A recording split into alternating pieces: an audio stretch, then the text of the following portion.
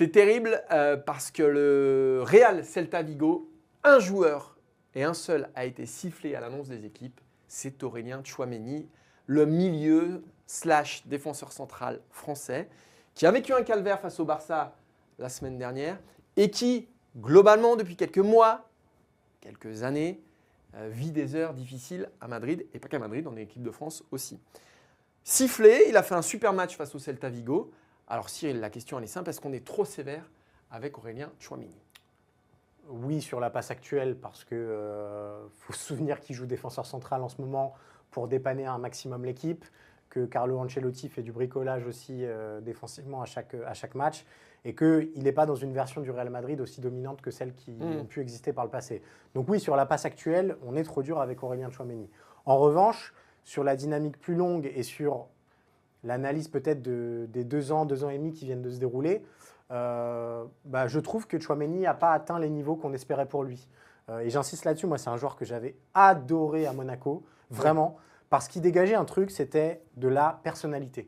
Et à un poste comme ça de sentinelle, parfois, même au Real Madrid au moment où il est arrivé, pas faire la passe à Modric, pas faire la passe à Kroos, mais tenter sa chance de 35 mètres, faut en avoir. Voilà, faut être capable d'assumer ça. Et je trouvais qu'il avait ça.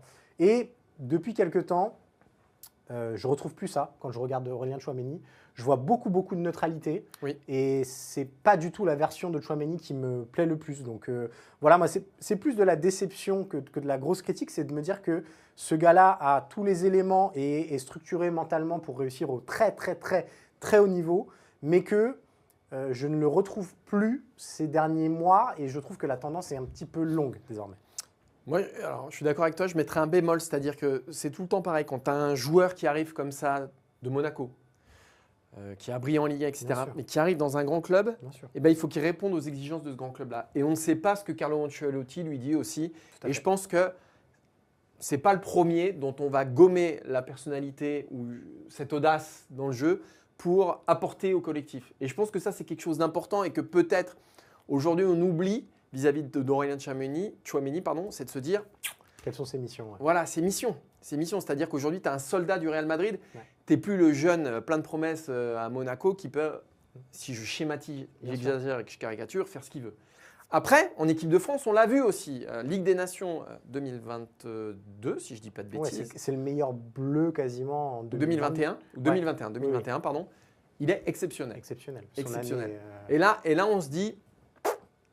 Là, on tient le prochain Pogba. Et moi, j'en avais fait le successeur de Pogba assez naturellement. Ils jouaient ensemble, on sentait qu'il y avait une connexion. Et en plus, effectivement, dans le jeu long, dans les frappes de loin, dans ce qu'il apporte techniquement, dans le lien entre le milieu et l'attaque, il avait ce truc-là. C'est la dimension qui manque à son jeu aujourd'hui. C'est-à-dire quand tu prends les stats de Tchouaméni, c'est à peine croyable au Real Madrid. Première saison, 4 passes décisives. Première saison. Deuxième saison, 3 buts, 1 passe décisive. Cette année, 1 passe décisive. C'est-à-dire qu'en 113 matchs, il en est à 3 buts et 6 passes décisives. C'est difficilement acceptable, même pour un joueur qui dépanne en défense centrale. C'est-à-dire que cette année, il a fait la moitié de ses matchs en défense centrale. Mais malgré tout, quand même, il joue, il a du temps de jeu. Il y a Kroos qui s'en est allé, il y a Modric qui a reculé. Alors oui, tu as Bellingham qui est arrivé et qui prend aussi ce rôle-là de meneur. Et ce n'est pas ce qu'on demande à Tchouaméni, mais quand même. Effectivement, je suis d'accord avec toi, il doit apporter plus. Le problème, et c'est ce que tu as souligné aussi, c'est que ça dure depuis trop longtemps. C'est-à-dire que j'ai retrouvé des déclarations de lui en mars 2023 où il dit « Je garde confiance en moi car je sais de quoi je suis capable. On sait qu'il y a des moments compliqués dans une carrière sportive. C'est la première fois que ça m'arrive, mais j'apprends au quotidien. » Après Lille, donc c'était en novembre, la défaite à Lille où il est catastrophique, mais comme l'ensemble de l'équipe, il dit peut-être que je n'ai pas encore montré la meilleure version de moi-même, mais ce qui compte, c'est d'aider l'équipe défensivement. Oui, donc tu vois, il se trouve quand même, ça fait quand même un certain temps que ça dure et on aimerait le voir sortir un peu la tête de l'eau, tout simplement.